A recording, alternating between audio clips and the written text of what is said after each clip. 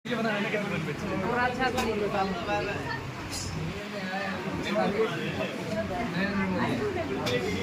दूसरों क्या है, जब से तुम मेरे जीवन में आई तब से मुझे ऐसा एहसास हुआ ठीक है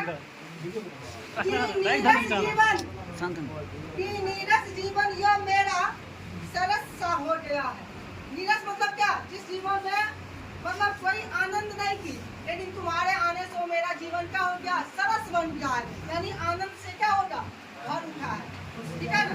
आगे कहता है, जो जीवन था अपूर्ण, जो जीवन था अपूर्ण वो पूर्ण सा हो गया।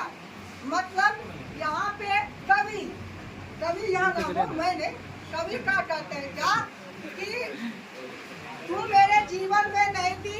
यानी आप जानते हैं कि अर्धनारीश्वर जब पढ़ेंगे तो अर्धनारीश्वर में क्या है बताया गया कि पार्वती और शिव जी कल्पित रूप है। पूर्णता का बोध, किसकी बोध, पूर्णता का बोध तब यह होता है जब नारी और पुरुष एक दूसरे में क्या करते हैं, यानी व्यवहारिक जीवन जीते हैं, तब वो क्या दिया उसमें पूर्णता।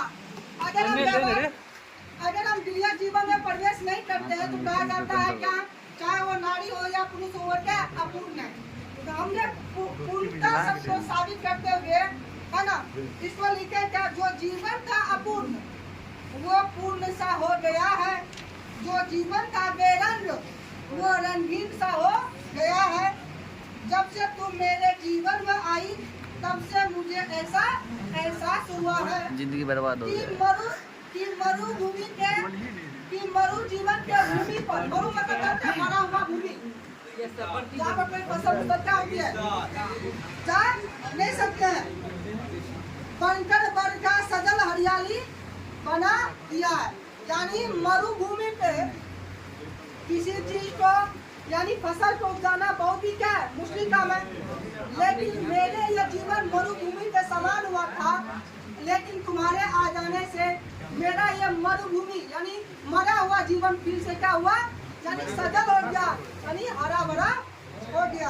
आगे कहता है क्या, सूखा था यह जीवन, सूखा था यह जीवन आगे जीवन को सजल बना दी। कैसे कहूँ तुमको, कैसे कहूँ तुमको, क्या हो तुम मेरे लिए, बस कहूँ तो सिर्फ इतना, जैसे चकोर चंद्रमा के बिना, जैसे मछली जल के बिना, इन सब की जीवन है नीरस, वैसे है तुम भी मेरा जीवन है नीरस। जब से तुम मेरे जीवन में